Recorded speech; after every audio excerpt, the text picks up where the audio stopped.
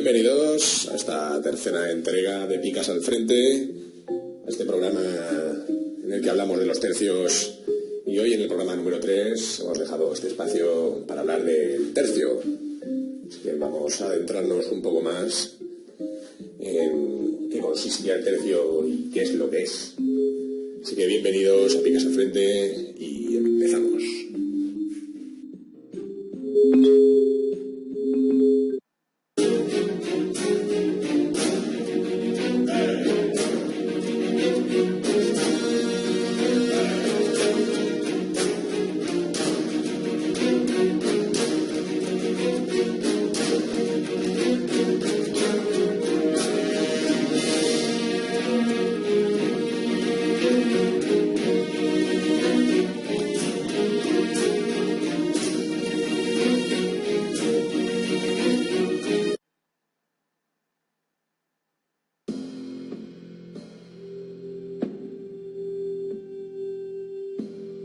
Bien, y continuamos hablando del tercio. Vamos a centrarnos en concreto hoy en lo que es el tercio en sí. Y bien, el tercio fue una unidad militar del ejército español que durante la época de la Casa de los Austria causó revuelo por toda Europa. Los tercios fueron famosos por su resistencia en el campo de batalla, formando la élite de las unidades militares disponibles para los reyes de España de la época. Los tercios fueron la pieza esencial de la hegemonía terrestre y en ocasiones también marítima del Imperio Español. El tercio es considerado el renacimiento de la infantería en el campo de batalla, comparable a las legiones romanas o a las falanges de hoplitas macedónicas. Los tercios fueron el primer ejército moderno europeo, entendiendo como tal un ejército formado por voluntarios profesionales, en lugar de las levas para una campaña y la contratación de mercenarios usadas típicamente en otros países europeos. El cuidado que se ponía en mantener en las unidades un alto número de viejos soldados, de veteranos, y su formación profesional, junto a la particular personalidad que le imprimieron los hidalgos de la baja nobleza que los nutrieron, fueron la base de que fueran la mejor infantería durante el siglo y medio.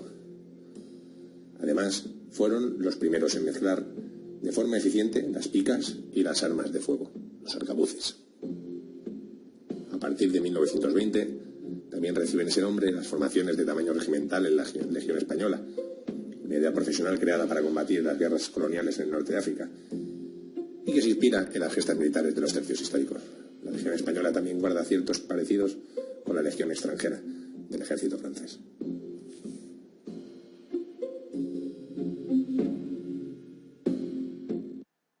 Protegiendo el reino, aspa de Borgoña, flameando al viento, hijos de Santiago, grandes son los tercios, escuadrón de picas, blancos a cubierto, solo es libre el hombre que no tiene miedo, lucha por tu hermano, muere por tu reino.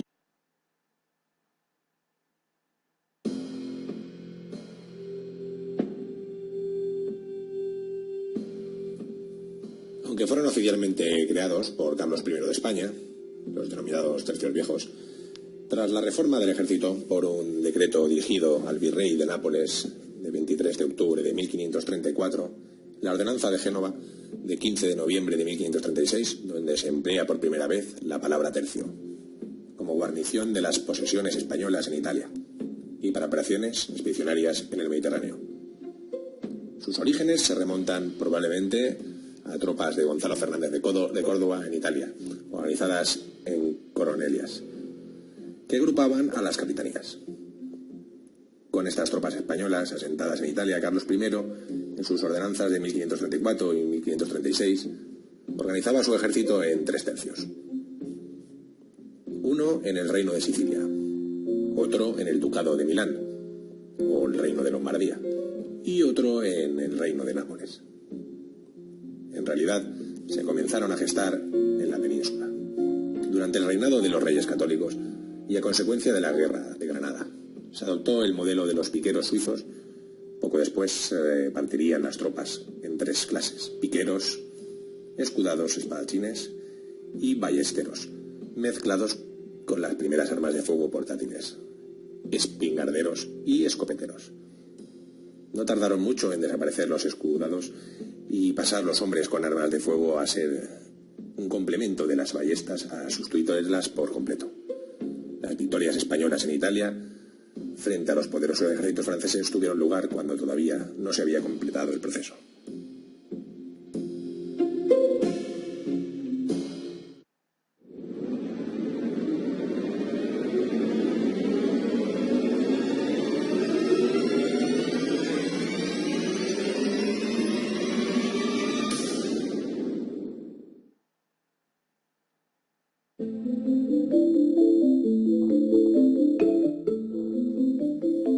Los 3 primeros tercios, creados a partir de las tropas estacionadas en Italia, fueron tercios viejo de Sicilia, el tercio viejo de Nápoles y el tercio viejo de Lombardía. Poco después se crearon el tercio viejo de Cerdeña y el tercio de Galeras, que fue la primera unidad de infantería de marina de la historia. Todos los tercios posteriores se conocerían como tercios nuevos. A diferencia del sistema de levas o mercenarios, reclutados para una guerra en particular, típica de la Edad Media, los tercios se formaron con soldados profesionales y voluntarios que estaban en filas de forma permanente, aunque en un principio cada localidad debía prestar 1 de cada 12 hombres para los servicios del rey si éste los necesitaba para la guerra. Sin embargo, nunca faltaron voluntarios.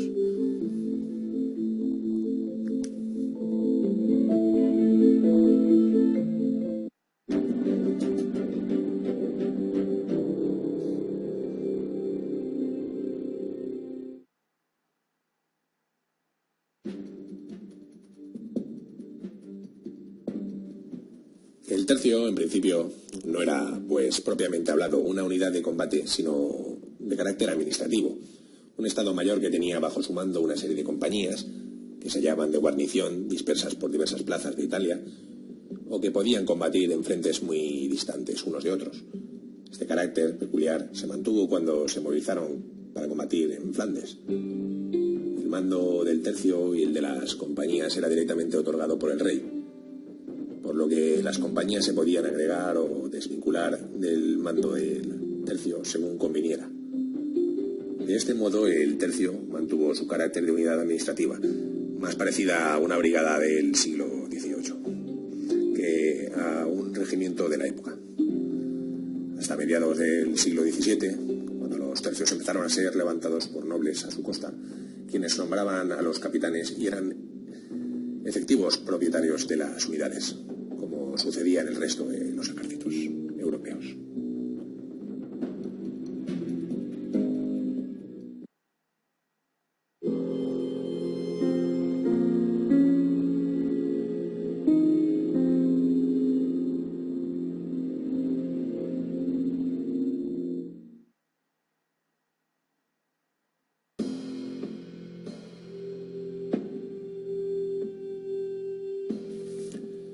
Estaban inspirados en la Legión Romana, por lo que algunos historiadores creen que pudieron ser bautizados así debido a la Tercia, la Legión Romana que operaba en Hispania. Eran unidades regulares, siempre a pie, de guerra, aunque no existiera amenaza inminente. Otros se crearían más tarde en campañas concretas y se identificaban por el nombre de su maestre de campo o por el escenario de su actuación. El origen del término tercio resulta dudoso. Algunos piensan que fue porque en su origen cada tercio representaba una tercera parte de los efectivos totales destinados en Italia. Otros sostienen que se debía incluir a 3 tipos de combatientes: piqueros, arcabuceros y mosqueteros, de acuerdo con una ordenanza para gente de guerra de 1497, donde se cambia la formación de la infantería en 3 partes, repartiéndose los peones, la infantería, en 3 partes. El uno, tercio con lanzas, como los alemanes las traían, que llamaron picas, y el otro tenía nombre de escudados, gente de espadas, y el otro de ballesteros y espingarderos, ballesteros, y el espingardero sería sustituido posteriormente por los arcabuceros. También hay quienes consideran que el nombre proviene de los 3.000 hombres, divididos en 12 compañías, que constituían su primitiva dotación. Esta última explicación parece la más acertada, ya que es la que recoge el maestre de campo Sancho de Lodoño, al que ya nos hemos referido en el primer programa también, en un informe dirigido al duque de Alba a principios del siglo XVI.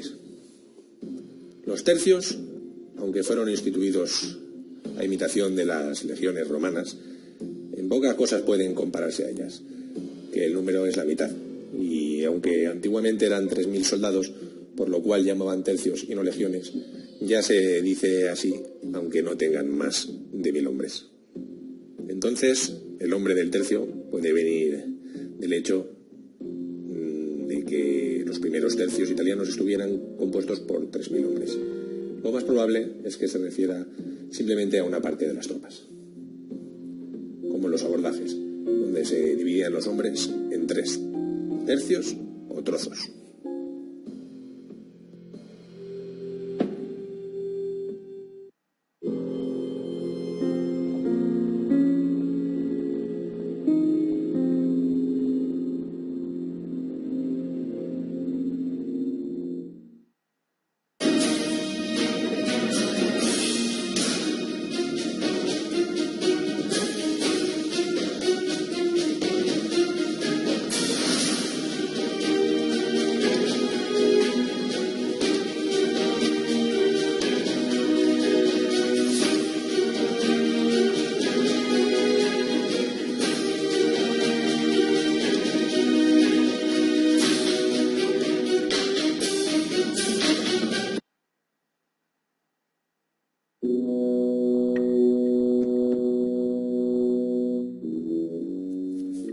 Los soldados de los tercios eran hombres orgullosos y extremadamente cuidadosos de su honor personal, tanto que preferían la muerte a la deshonra y su reputación como soldados. Se trataba de tropas agresivas, disciplinadas y con una enorme confianza en sí mismos, pero difíciles de manejar en el trato y no se hacían con cuidado. Por ejemplo, los españoles no consentían que se les castigase golpeándoles con las manos o una vara, como en otros ejércitos, ya que lo consideraban indigno y preferían recibir el castigo con armas como la espada, pese a lo peligroso que era ello, por considerarlo más noble. En una ocasión, un soldado al que un oficial le tocó con un palo no dudó en llevarse la mano a la espada, pese a saber que tal acto de rebeldía se castigaba con la muerte, como así sucedió. Se llegó a discutir si tocar con una vara como el asta de un arma resultaba ofensivo, incluso si era por hacerle.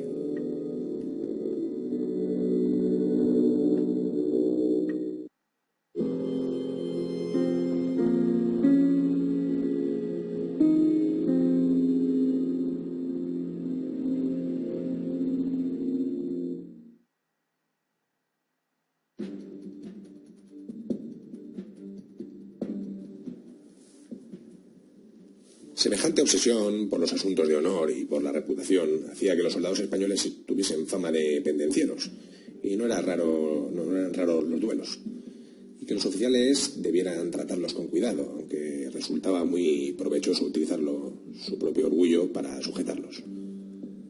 Cuando luchaban junto a tercios de otras nacionalidades o aliados, era frecuente que los españoles exigiesen, para defender su reputación, puestos más importantes, peligrosos o decisivos para el combate, como de hecho se les empleaba. Una forma de estimular el cuidado de las armas era seleccionar para las primeras líneas de combate las más peligrosas y por tanto las más distinguidas, a quien estuviese en el equipo en mejor estado, y el ejército español era el único de la época que tuvo que incluir castigos para aquellos que rompieran la formación por el ansia de combatir o distinguirse frente al enemigo.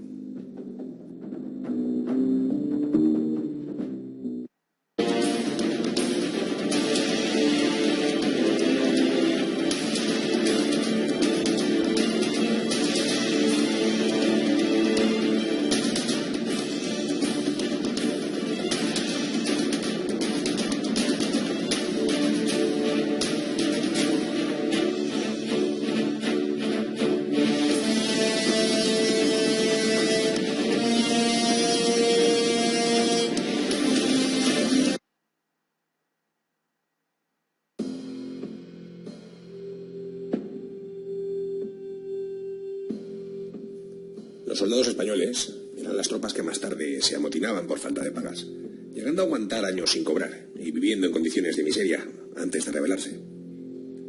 En lugar de hacerlo antes de la batalla, importante, como era común para presionar con sus pagas, solo lo hacían tras ella, para que no dijeran que no habían cumplido con su deber, sino que eran sus jefes quienes no lo hacían con el suyo al no darles la paga. En caso de amodillamiento, elegían sus jefes y mantenían una disciplina equivalente a la del ejército. Soldados así eran excelentes, pero la disciplina debía ser férrea para controlarlos, y de hecho podía ser muy dura. Cuando se conquistó Portugal, Felipe II puso mucho interés en que no se molestase a los civiles, pero la logística de la época sencillamente no podía sostener un gran ejército sin que estos buscasen alimentos en la zona. A pesar de saberlo, el general colgó a tantos soldados que llegó a escribir al rey para decirle que le preocupaba quedarse sin sogas. En otra ocasión, cuando el príncipe de Inglaterra, que combatía con los tercios, quiso atacar sin permiso, el conde francés que lo acompañaba le dijo que no sabía hasta dónde llegaba la disciplina de los tercios, pues si atacaba sin permiso no sabía si su realeza sería bastante para salvarle el cuello.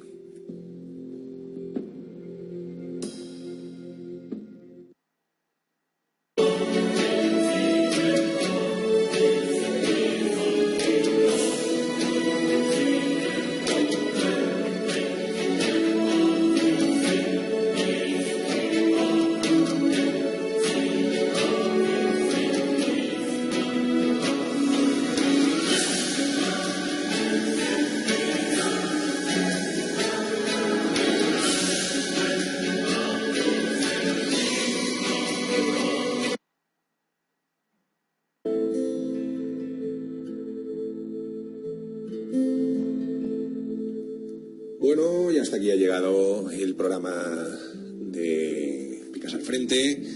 En esta primera parte, hablando de los tercios, hemos decidido dividir el programa en varias secciones, en varias partes, para no agobiaros con la información, para que podáis asumirla lentamente y poco a poco continuaremos probando más información. Y bueno, en el siguiente programa hablaremos de la organización de los tercios, por lo que nos llevará también un rato, así que espero que estéis atentos, que os haya gustado el programa y nos vemos en el siguiente programa. Así que piqueros, nos vemos, muchas gracias por estar ahí, les habla un servidor, Juan Rubio, que ha disfrutado mucho con la emisión y espero veros en próximas ediciones. Un saludo y esto ha sido Picas al Frente.